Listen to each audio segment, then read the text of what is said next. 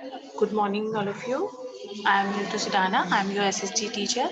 Today we are going to start our lesson 15, Indian Freedom Struggle. Second, जो हमारा Indian freedom struggle 1 था उसका timeline 1918 तक था, है ना, 1918 तक था। तो जो हमारा इंडियन फ्रीडम स्ट्रगल सेकेंड है उसका जो टाइमलाइन है वो फ्रीडम स्ट्रगल का 1919 से लेकर 1947 जब हमारे इंडिया को फ्रीडम मिली थी, इंडिपेंडेंस हुआ था, इंडिपेंडेंस डे मनाया जाता है, उस टाइम तक का पीरियड इन्होंने बताया है। तो we are start from this topic. इस लेसन में हमें क्या क्या टॉपिक क्लियर करने हैं। The advent of Mahatma Gandhi, मतलब जो महात्मा गांधी का जो एडवेंट है, उनका आगमन कैसे हुआ था, है ना, वो कैसे आए थे, उन्होंने कौन कौन से वर्क किए थे। एडवेंट का मतलब होता है आगमन, उनका आना कैसे हुआ था। सेकंड, द रॉलेट एक्ट, जो रॉलेट एक्ट है उसके बारे में बात करेंगे। And timeline of the Indian freedom struggle between 1919 and 1947, उसके जो बीच में क्या क्या हुआ था उस टाइमलाइन के इंडियन फ्रीडम स्ट्रगल की बात करेंगे। So let's get started. With the formation of the Indian National Congress in 1885, an organized political movement began against the British. वो कहते हैं जब इंडियन नेशनल कांग्रेस की 1885 में फॉर्मेशन मतलब बना था, आईएनसी जिसको हम कहते हैं, तो उस बीच में क्या हुआ था, political movement begin against the British. तो ब्रिटिश के अगेंस्ट एक पॉलिटिकल मूवमेंट शुरू हुआ। Many Indian participated in the various movement launched by the national leaders to attain freedom. तो फ्रीडम को पाने के लिए बहुत सारे जो मूवमेंट्स हैं, बहुत सारे जो आंदोलन हैं लॉन्च हुए, बहुत सारी चीजें लॉन्च हुई जिसमें बहुत सारे इंडियंस ने क्या है, पार्टिसिपेट किया। ये तो एक बेसिक इंट्रोडक्शन आपको दे रहे हैं। We have to do lowly jobs while the British occupy high post. तो वो कह रहे हैं भी बहुत सारी जो जॉब्स हैं हमारे यहाँ पे है, हम तो लो लेवल की, जो लो लेवल की हैं, नीचे के लेवल की जॉब्स कर रहे हैं, और जो ब्रिटिश है उन्होंने जो ऑक्यूपाई कर रखी हैं हाई पोस्ट जॉब जो है ऑक्यूपाई कर रखी है। Even if I am better I am not promoted as I am an Indian. तो एक पर्सन और कह रहे हैं कि मैं इतना अपने आप में बेटर अपने आप को समझता हूँ, लेकिन मेरा प्रमोशन उस हिसाब से नहीं होता क्योंकि मैं क्या हूँ, इंडियन हूँ। The British even introduce, British ने क्या किया, एक टैक्स इंट्रोड्यूस किया ऑन सॉल्ट। सॉल्ट पे मतलब नमक पे उन्होंने क्या किया, इवन एक टैक्स इंट्रोड्यूस किया। तो why is the food so bland, वो कह रहे हैं फूड इतना ब्लैंड मतलब होता है सॉफ्ट जिसको कहते हैं, नरम क्यों है। तो वो लेडी बोल रही है I could not afford salt with tax on it. तो वो जब हर चीज में सॉल्ट का यूज होता है तो वो कह रहे हैं मैं हर चीज पे सॉल्ट पे इतना टैक्स अफोर्ड नहीं कर पाती।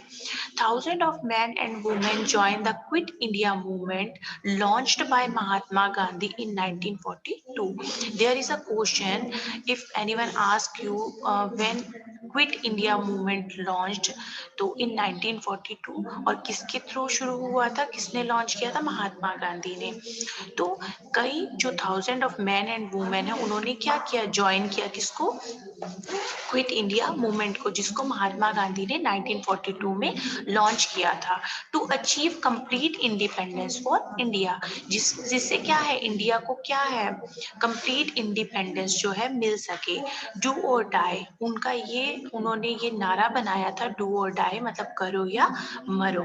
Finally India gained independence on 15 अगस्त 1947। एज वी ऑल नो, भी हमारे इंडिया को जो है इंडिपेंडेंस कब मिली थी, 15 अगस्त 1947 को। However a separate nation Pakistan was also formed. तो जब हमारे देश को, हमारे इंडिया को इंडिपेंडेंस मिली तो एक नेशन का सेपरेशन हुआ, पाकिस्तान जो पाकिस्तान बना, है ना, एक सेपरेट नेशन बना। So we continue our chapter. अब वो बता रहे हैं timeline of Indian freedom struggle from 1919 to 1947। अब वो टाइमलाइन बता रहे हैं जो 1919 से 1947 में क्या क्या हुआ। तो सबसे पहले 1919 से 1947 के बीच में एक जलियांवाला बाग जो मैस्कैर है, इसको मैस्कैर बोलते हैं, जो जलियांवाला बाग हत्याकांड है, एंड रॉलेट एक्ट, ये दो चीजें हुई। नॉन कोऑपरेशन मूवमेंट, जो नॉन कोऑपरेशन मूवमेंट है वो बना। Civil disobedience movement, civil disobedience जो मूवमेंट है जिसमें आज्ञा का उल्लंघन जिसको बोलते हैं डिसओबीडियंस, तो वो मूवमेंट बना। World war second and the quit India movement, तो वर्ल्ड वॉर सेकेंड भी हुआ और क्विट इंडिया मूवमेंट भी बना। इंडिया इंडिपेंडेंस एक्ट, फिर 1947 जब ये बिल्कुल सारा ये फ्रीडम स्ट्रगल खत्म हुआ तो इंडियन इंडिपेंडेंस एक्ट भी बना जिसको IIA भी कहते हैं। So we continue. The feeling of unity among Indians gradually have rise to nationalism. Nationalism we all know, राष्ट्रीयता जिसको कहते हैं, वो कहते हैं जब धीरे धीरे जब इंडियंस में जो यूनिटी की फीलिंग आई है ना, यूनिटी होता है एकता की जब फीलिंग आई तो इंडियन मीन्स क्या है, राष्ट्रीयता की भावना का उदय हुआ, उनमें नेशनलिज्म जो है राइज हुआ। The spread of nationalist ideas enable Indian to understand the exploitative nature of British rule. तो वो क्या था, जो ब्रिटिश रूल जो शोषण इंडिया का शोषण कर रहे थे, धीरे धीरे क्या है उनमें क्या है राष्ट्रीयता की भावना का उदय होने लगा, क्योंकि जैसे जैसे उनका ब्रिटिश उनका शोषण करते थे तो क्या है उनकी जो ये वाला नेचर था ब्रिटिश रूल का जो ये था, उससे क्या है इंडिया में राष्ट्रीयता का उदय हुआ।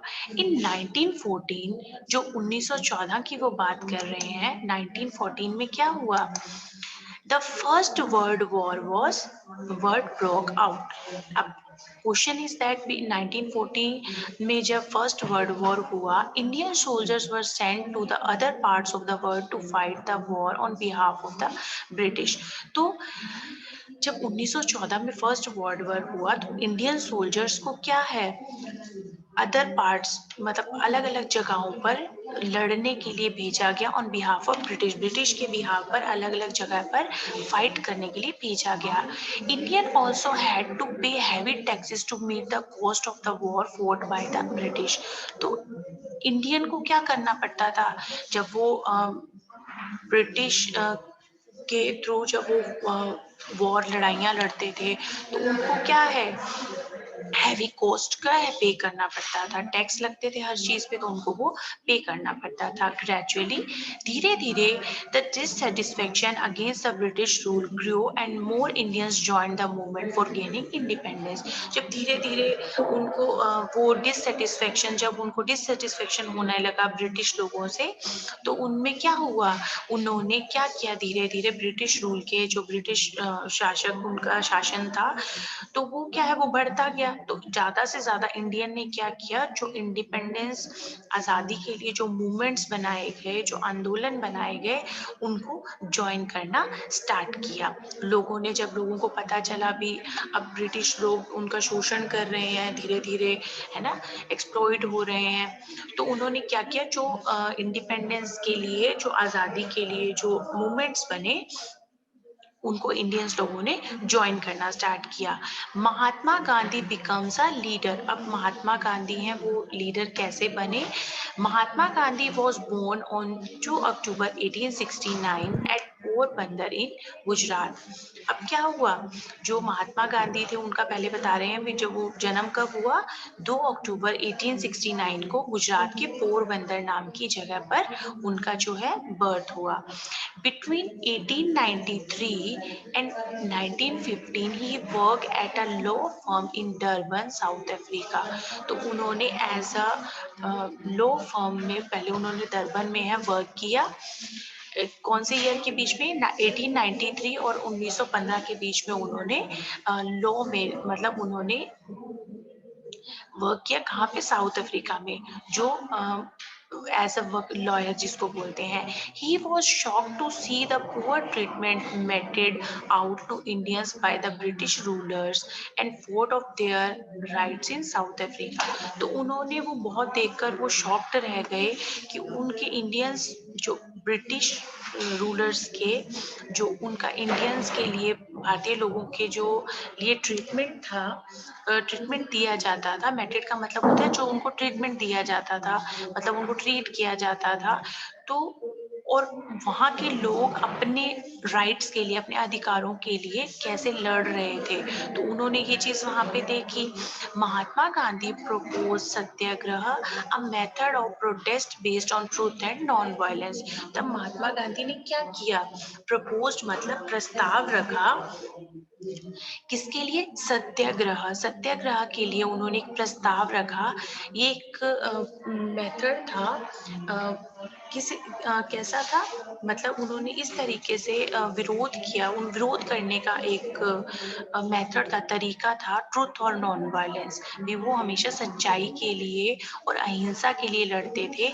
ही बिलीव दैट अ सत्याग्रही, मतलब सत्याग्रही, वो विश्वास करते थे कि सत्याग्रही वही है जो हमेशा क्या करता है, ट्रुथफुल, सच्चा रहता है, और पीसफुल, शांत रहता है। मतलब वो सत्याग्रह को उन्होंने क्या किया, प्रस्ताव रखा, जिसका क्या था, जिसका उसका मतलब ये था भी, वो विश्वास करते थे भी सत्याग्रही वही होता है जो हमेशा ट्रुथफुल रहता है और पीसफुल रहता है, and refuse to accept what was unjust and unfair. और वो हमेशा मना करता है अगर कहीं अनफेयर हो रहा होता है, अनजस्ट हो रखा होता है, मतलब जो चीजें किसी पर्सन के खिलाफ होती हैं, तो वो क्या है, उसको लेने से हमेशा मना करते थे। तो गांधी जी ने यहाँ पे क्या है, सत्याग्रह का प्रस्ताव रखा था।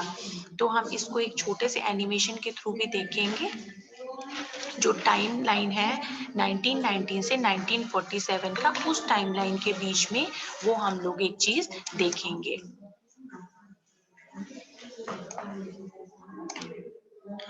तो इसको इस चीज से समझेंगे ताकि हमको समझ में आएगा, है ना। चलिए कंटिन्यू करते हैं।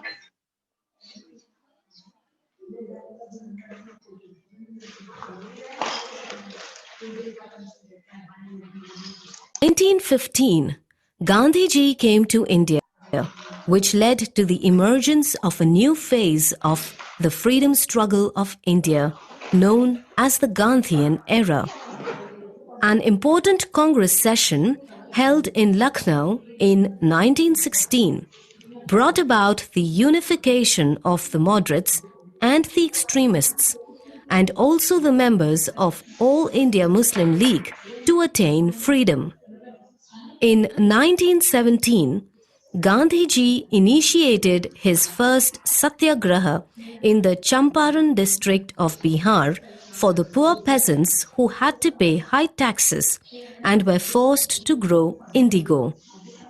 The British arrested the protesters and Gandhiji, which led to a huge outcry. Finally, Gandhiji was released and imposition of high taxes stopped. In 1918, a similar tax revolt started in the Kheda district of Gujarat by Vallabhbhai Patel. This revolt too was a major success as the British had to lower the taxes and return the confiscated property back to the farmers. Looking at the rising struggle for freedom in the form of protests, the British passed the Rowlatt Act, which empowered them to arrest people without trial. In order to protest peacefully against this act, the people of Punjab gathered at Jallianwala Bagh on 13th April 1919. During this meeting, General Dyer, a British officer, ordered his troop to open fire, leading to the death of many protesters. The Jallianwala Bagh massacre led to the launch of the non-cooperation movement across the country. The non-cooperation movement was launched by Gandhiji in 1920 against the wrongs done to the people in Punjab and to demand Swaraj or self-rule. Gandhiji asked people to boycott all foreign goods. The peaceful movement spread far and wide.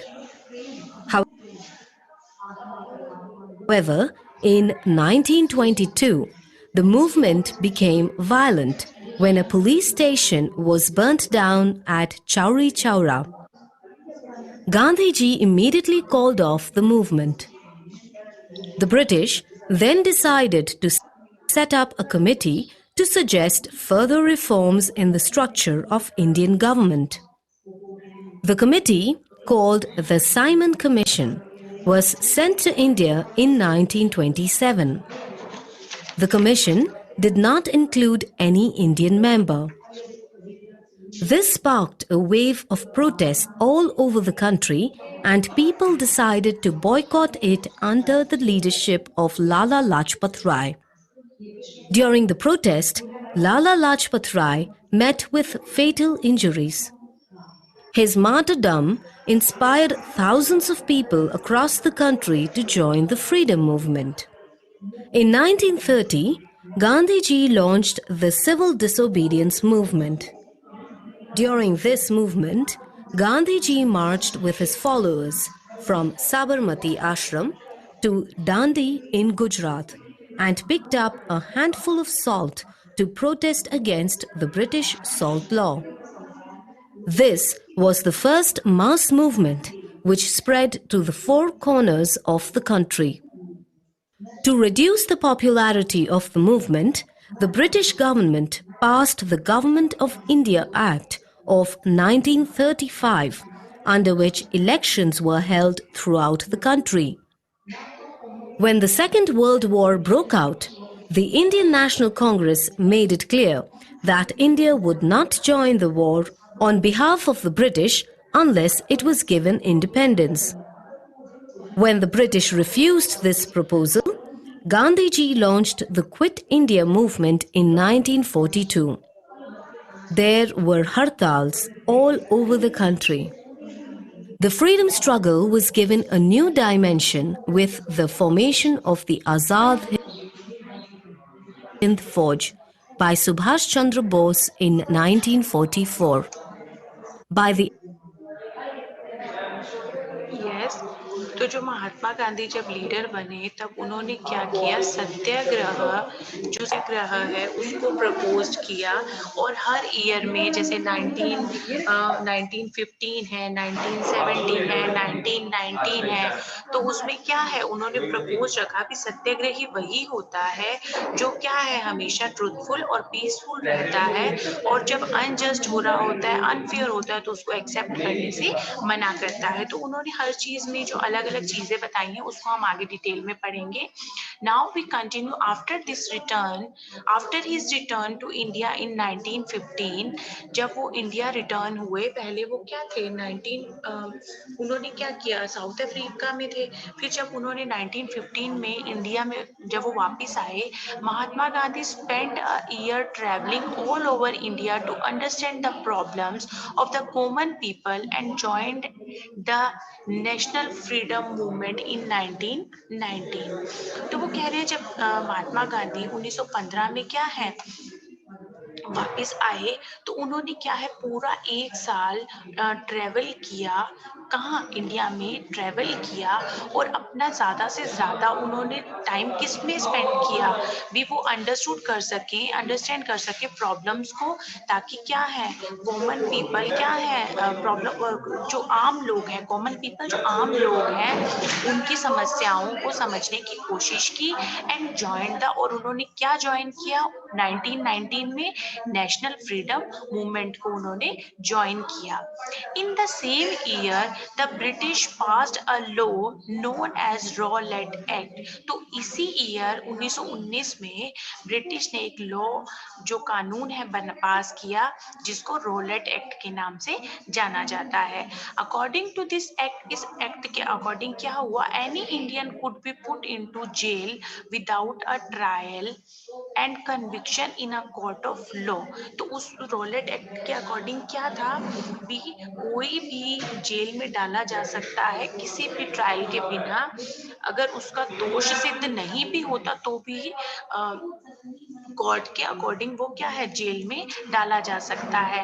Indians led by Mahatma Gandhi protested against this act. तो महात्मा गांधी जो लोगों ने क्या किया, महात्मा गांधी को lead करते हुए लोगों ने इस एक्ट का क्या किया, प्रोटेस्टेड मतलब विरोध किया, है ना। उन्होंने एक रॉलेट एक्ट बनाया जिसके अंदर क्या था, किसी भी इंडियन को भी पुट इनटू जेल, मतलब जेल में डाला जा सकता है चाहे उसका दोष सिद्ध नहीं हो। कन्विक्शन का मतलब होता है दोष सिद्ध नहीं होना। लेकिन फिर लोगों ने क्या किया, महात्मा गांधी को लीड करते हुए इस एक्ट का क्या है, अगेंस्ट मतलब प्रोटेस्ट विरोध किया। Did you know Rowlatt Act was passed on the recommendation of the Rowlatt Committee? वो कहते हैं जो रोलेट एक्ट था वो किसके रिकमेंडेशन पे पास हुआ था, रोलेट कमेटी के रिकमेंडेशन पे पास हुआ था। The president of this committee was a British जज।